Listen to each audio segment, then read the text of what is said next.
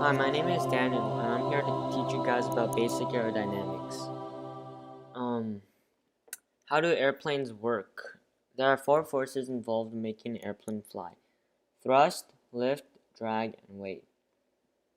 Thrust counteracts drag, and thrust is produced by the engines. Drag is air resistance, and drag is produced by almost all the surfaces on an aircraft. Weight is just gravity, and lift is produced by the wings, and it counteracts for gravity, or weight. Lift is produced by the wings and it counteracts weight. Lift, like I just said, is produced by the wings. There are two principles or laws that make the wing work. First law or first principle is Bernoulli's principle. Daniel Bernoulli was a scientist. He was born February 1700. He was a medical. He actually studied the field of medicine, and he accidentally found out that the faster a fluid flows, the lower pressure it has. By curving the top of the wing or airfoil and making the bottom of the wing flatter than the top, lift can be created. Since an air molecule in the front of the wing has to travel to the back of the wing at the same time as air molecules on the bottom of the wing, but the top of the wing is curved, so it has to go a longer distance in the same amount of time, so it must go faster. And like Daniel Bernoulli said, the faster air molecules go, the less pressure they have. So low pressure over here, high pressure over here. Maybe you already know that wind flows from high pressure to low pressure, and therefore there will be a lifting action pushing the wing up. The second law that keeps a plane flying is called Newton's third law. Newton's third law was developed by Isaac Newton, who was born on January 1643, and he says every action has an opposite reaction.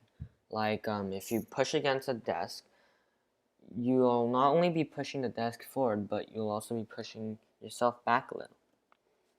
So the airflow hitting the wing, while the wing is at an angle, will deflect the air down. While deflecting the air down, the wing will also force itself up. And that is Newton's third law.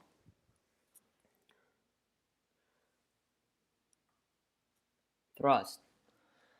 Thrust is produced by the engines. There are three main types of engines. There's a propeller, which is also known as an air screw. It's basically a backwards fan that's put on a combustion engine, which runs on pistons like a car engine.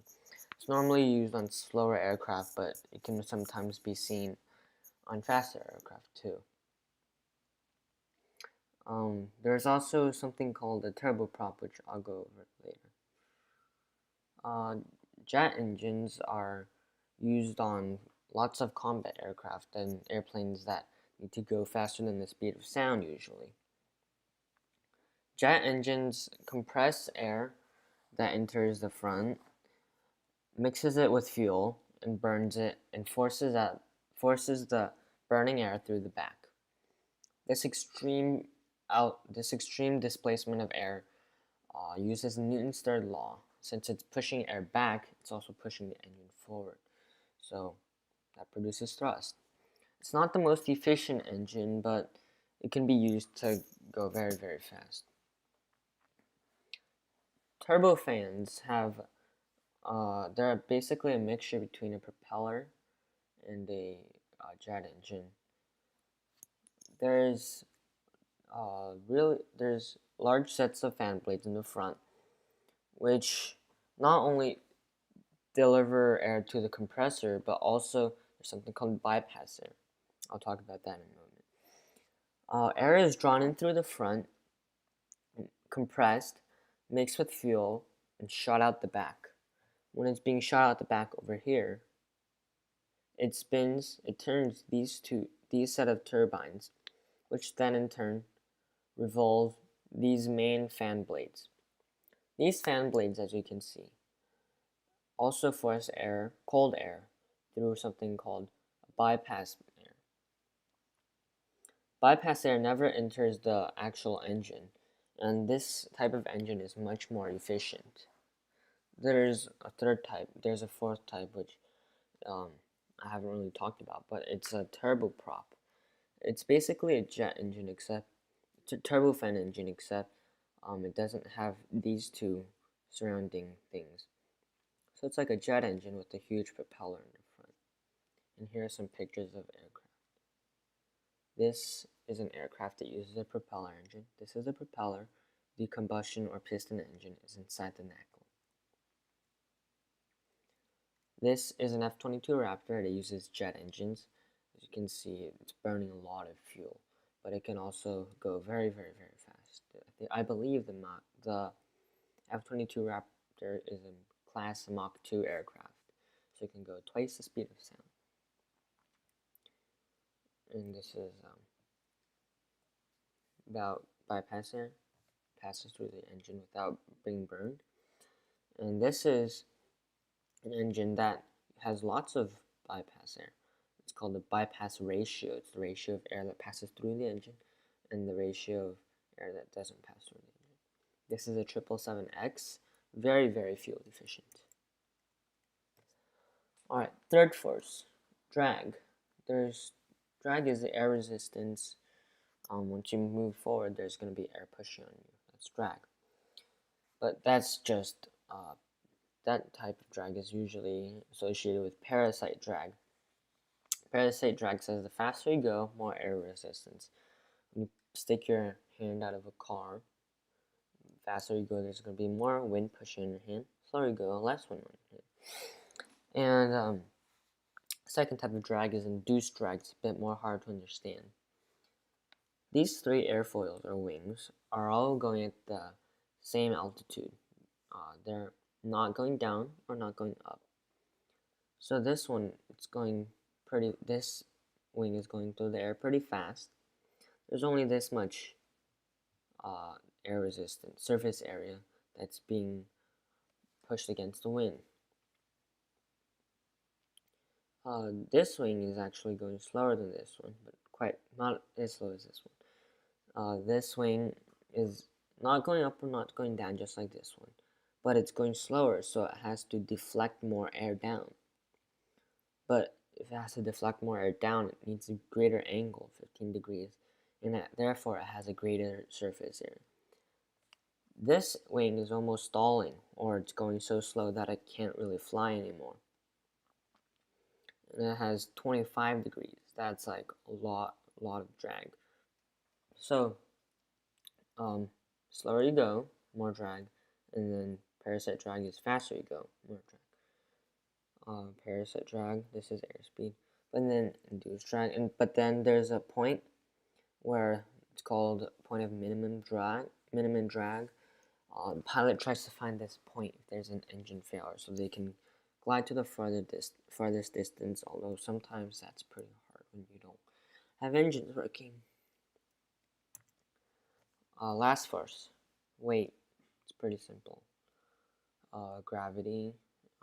Weight is counteracted by lift. If you have more lift than gravity, you're going up. If you have more gravity than lift, you start descending or going down. That's it for chapter 1, and here's chapter 2. Chapter 2, Control Surfaces. In this chapter, I'll explain to you how a plane is maneuvered or moved throughout the air.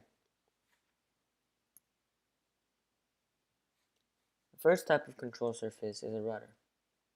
Rudder is usually located on the vertical stabilizer or the tail fin of an aircraft, and it's the same rudder as it's used on a boat or vessels or ships or whatever you want to call them. Here's a picture of a rudder. This thing that's deflected is the rudder itself, and then this tail fin thing is called the vertical stabilizer, and it holds the rudder while also, like the fins of an arrow, make the plane fly straight and make it stable. That's what we call it. Next type of control surface is elevators. Elevators are located on the horizontal stabilizer, which is the slightly darker shape. It also acts like a fin, like the fins of an arrow, to make it fly straight and fly stably. But it also holds an elevator.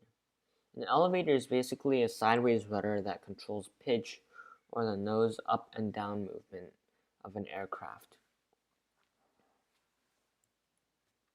These diagrams over here show you a stable aircraft, neutrally stable aircraft, and an unstable aircraft. If you have larger fins or if you have heavier nose weight, then it will be more stable. If you don't, then it'll be unstable. Ailerons. Ailerons are control surfaces located on each wing. Normally, aircraft have one, but larger aircraft, such as this one shown here, have two sets of ailerons. They work opposite to each other. If you want to turn right, then the right aileron goes up, pushing the right wing down, and then the left aileron goes down, pushing the left wing up. So it goes in this direction. It controls roll, or the banking of the aircraft. Flaps, it's not a main control surface, and not all aircraft have it, but flaps are used to increase lift and also to increase drag.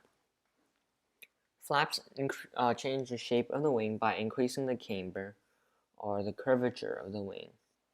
It's used during takeoff and landing, and also climbing and approaches.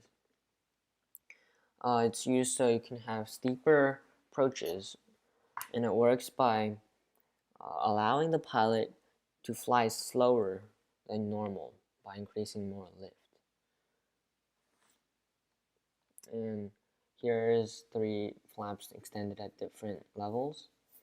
This is flaps up, or flap 0. It's for climbing, cruising, and descending. This is flaps lowered a notch. It's used for takeoff and climb. And this is a slap, by the way. It's something that I might talk about in a later lecture. And this is flaps fully deflected. Produces a ton of lift. It's around final approach to landing. At this point, the aircraft can go much slower than if the flaps are over here. Lastly, there's spoilers. I don't know if you can call this a control surface, but almost all large aircraft have spoilers. Spoilers are also known as air brakes or speed brakes. They're used to increase drag and sometimes decrease lift if they're air brakes.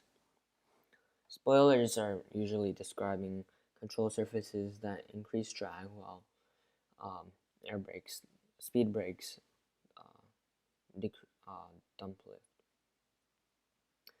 Spoilers are used on steep descents and to help the plane stop. During steep descents, spoilers are extended around 1/2, so speed can be reduced really quickly, or drag can be increased so you can go down without speeding up. And the spoilers over here are shown are increasing drag a lot, and they're helping to stop the plane along with the wheel brakes and reversers. And thank you for listening to my lecture. Hope you subscribe, and you'll see me in the future.